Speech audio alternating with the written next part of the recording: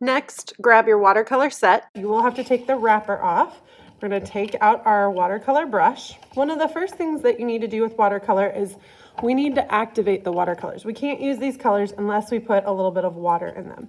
So if we dip our brush in here, we can kind of squeeze the bristles over our colors that we're planning to use, and this will help to activate our colors.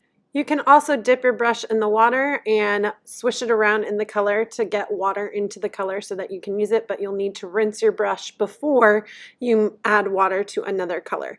You can choose to add water to every color, or you could choose to just add water to the colors that you plan to use in your painting. We're going to use the lid of our watercolor tray here to do our mixing, okay? So I'm gonna work with my green color here. If I take some of my green, I'm going to just paint it on a piece of test paper for right now, so you can kind of see my starting color, okay? So here is my starting color, my pure color, just right out of the paint set. To make a lighter version of your color, also called a tint, you're going to take a little bit of the color and put it in the lid of your watercolor set.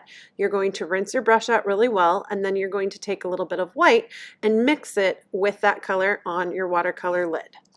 The more white that you add to your color, the lighter the color is going to become. If you want a very light version of your color, you could start by taking a little bit of the white, adding it to your lid, and then take a little bit of your color and add it to it, and you'll get a much lighter version of your color. Now let's take a look at how to make a darker version of your color. This is called a shade. So to create a shade, we're going to start with, again, taking some of our pure color and moving it over to the side. And then this time we're going to rinse our brush. We're going to take a little bit of black and mix it with that color. Remember, the more black that you add to your color, the darker it is going to become. You can also use water to create like an ombre effect or gradient effect. So if you paint a little bit of your color onto your paper and then add some water next to it, the paint is going to want to flow where the water is at, which will make a lighter version of your color. You can also use your brush to kind of help spread the color down into this water area. Be careful not to mix it too much though, or you will just make a very light version of the color as the paint spreads out within the water area. You can also add water first to your paper and then add watercolor over the top. It will create a softer look to your watercolor versus the hard, opaque, or solid version if you paint directly from your watercolor set. You can also layer colors over the top and it will have this soft mixing effect that will occur.